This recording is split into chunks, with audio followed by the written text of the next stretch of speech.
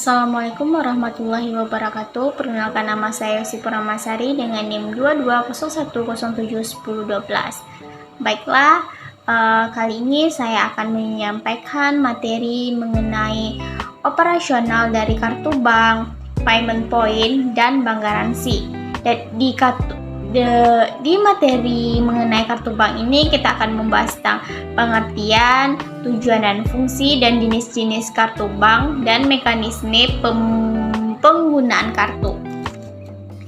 Yang pertama yaitu mengenai kartu bank. Pengertian dari kartu bank itu sendiri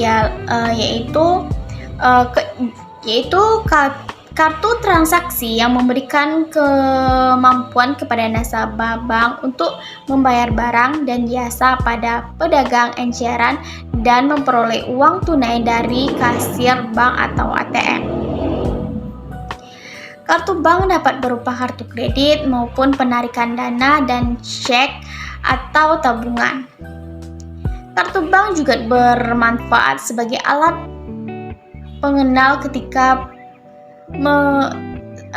kartu bank juga bermanfaat sebagai alat pengenal ketika penguatan atau pencairan cek. Yang kedua yaitu mengenai tujuan dan fungsi dari kartu bank. Fungsi dari kartu bank yaitu yang pertama yaitu fungsi dari kartu kredit. Fungsi dari kartu kredit ini yang pertama yaitu penolong dalam keadaan darurat. Kartu kredit ini menjadi alat yang dapat membantu kita dalam melakukan pembayaran yang bersifat darurat, atau jika kita mengalami kesulitan dalam memperoleh uang tunai secara cepat. Fungsi yang kedua yaitu adalah pengeluarannya lebih tertata. Kita akan mendapatkan catatan setiap transaksi yang dilakukan dalam sebuah lembar tagihan di setiap bulannya. Tagihan tersebut tentu berisi semua transaksi yang kita lakukan menggunakan kartu kredit. Dengan adanya lembaran transaksi tersebut, pengeluaran di setiap bulannya akan dilacak sehingga pengeluaran bisa lebih tertata dan bisa mengatur keuangan menjadi lebih bijak. Fungsi yang ketiga yaitu memberikan perlindungan tambahan atas pembelian fleksibel. Fungsi dari kartu debit yang pertama yaitu pembayaran gaji. Kartu debit untuk penggajian karyawan menjadi sangat berguna ketika mereka tidak mempunyai rekening bank, namun ingin menggunakan kartu yang mempunyai fungsi sama dengan bank. Yang kedua yaitu ada pengelolaan keuangan. Kartu ini bukan hanya bisa membantu pembayaran gaji karyawan, namun juga melacak tagihan, pembayaran, dan penarikan uang. Karyawan dapat melihat setiap pengeluaran yang dilakukan sehingga merencanakan anggarannya.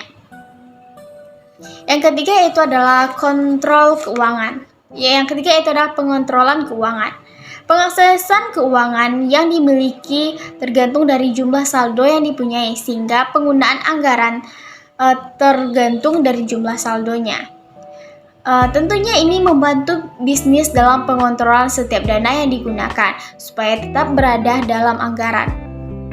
Peraturan limit yang berbeda bisa berlaku untuk setiap departemen yang berbeda pula.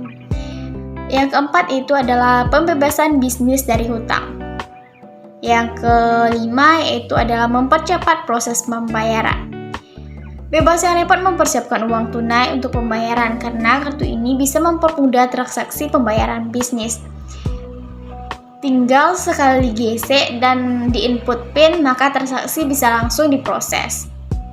Penggunaan kembali uang tidak diperlukan lagi karena nominal yang dibayarkan akan langsung dikurangi dari saldo yang dimiliki. Yang keenam yaitu adalah meminimalisir resiko kehilangan.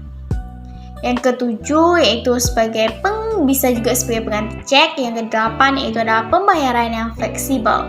Penggunaan kartu debit sebagai pengganti cek bukan hanya menghemat waktu namun juga lebih fleksibel. Juga bisa melakukan transaksi pembayaran melalui ponsel dengan volume yang baik melalui proses online maupun offline. Materi yang ketiga yaitu mengenai jenis-jenis dari kartu bank, yaitu ada dua. Yang pertama ada kartu kredit dan kartu debit. Kartu kredit adalah alat pembayaran non-tunai guna mempermudah transaksi menjadi lebih cepat dan mudah. Kartu kredit ini juga ada beberapa jenis. Yang pertama yaitu adalah kartu kredit silver, yaitu adalah limit kartu lebih rendah, sekitar 4 juta hingga 7 juta. Umumnya dapat diajukan oleh nasabah dengan penghasilan 3 juta per bulan. Yang kedua adalah gold. Limit kartu kredit sekitar 10 juta hingga 40 juta. Umumnya diajukan oleh nasabah dengan penghasilan sekitar 5 juta hingga 10 juta per bulannya. Yang selanjutnya ada titanium, yaitu limit kartu kredit sekitar 40 juta hingga 1 miliar. Umumnya dapat diajukan oleh nasabah dengan penghasilan 180 juta per bulan. Yang berikutnya yaitu adalah titanium, hanya yang diundang secara langsung oleh bank yang akan mendapatkan kartu kredit titanium ini. Yang berikutnya yaitu adalah kartu kredit spesial, di mana kartu kredit jenis ini diperuntukkan bagi mereka pengusaha besar dengan aset miliaran, pengacara terkenal, atau dokter yang terkenal. Jenis yang kedua itu adalah kartu debit. Kartu debit adalah kartu yang dapat digunakan untuk berbelanja selain menggunakan uang tunai dari rekening bank. Yang keempat yaitu materi yang keempat mengenai mekanisme penggunaan kartu. Ya, yang pertama yaitu mekanisme penggunaan kartu kredit. Pada penggunaan kartu kredit, mekanisme berbeda dengan kartu debit. Saat melakukan transaksi, kartu kredit tidak memotong saldo Anda, melainkan pihak bank mencatat sebagai hutang. Hutang inilah yang kemudian wajib dibayarkan setiap bulannya. Yang kedua yaitu adalah kartu debit. Pada penggunaan kartu debit, mekanisme umumnya adalah digesek pada mesin edisi melalui saldo yang terdapat di bank akan dipotong secara otomatis. Namun, keadaan penggunaan biasanya bank meminta nasabah untuk memasukkan PIN ke mesin edisi saat melakukan transaksi. Pembahasan yang kedua yaitu mengenai payment point. Di payment point ini kita akan membahas mengenai fungsi pengertian dari payment point dan tujuan dari payment point. Pengertian sendiri dari payment point adalah suatu kegiatan yang berhubungan dengan pembayaran di mana bank adalah media sarana dan perantaranya. Payment point merupakan jasa perbankan yang melayani masyarakat untuk melakukan pembayaran rutin yang dilakukan setiap bulan dengan jumlah transaksi yang relatif kecil. Tujuan dari payment point itu sendiri ialah yang pertama untuk menambah fungsi dan fasilitas baru yang dapat dilakukan melalui bank. Yang kedua yaitu untuk mempermudah dalam melakukan berbagai jenis pembayaran yang dimiliki hanya dengan ditandatangani satu tempat saja. Fungsinya yang ketiga yaitu untuk membantu perekonomian masyarakat. Pembahasan yang ketiga yaitu mengenai bank garansi. Yaitu kita di sini akan membahas mengenai pengertian dari bank garansi, tujuan dari bank garansi, dan fungsi dari bank garansi. Yang pertama yaitu ialah mengenai pengertian bank garansi. Bank garansi adalah sebuah jaminan dalam bentuk warkat yang diberikan kepada nasabahnya. Bank dalam hal ini berperan sebagai pemberi jaminan, sedangkan nasabah merupakan pihak yang dijamin. Tujuan dari bank garansi yang pertama yaitu bagi bank memberikan bantuan dan fasilitas serta memudahkan dalam memperlancar transaksi nasabah dalam hal untuk mengerjakan suatu usaha atau proyek atau baru mengikuti tender. Yang kedua yaitu bagi bank memperoleh keuntungan dalam biaya-biaya yang harus dibayar nasabah serta jaminan lawan yang diberikan. Yang ketiga yaitu bagi bank, meningkatkan kredibilitas di mata para nasabah.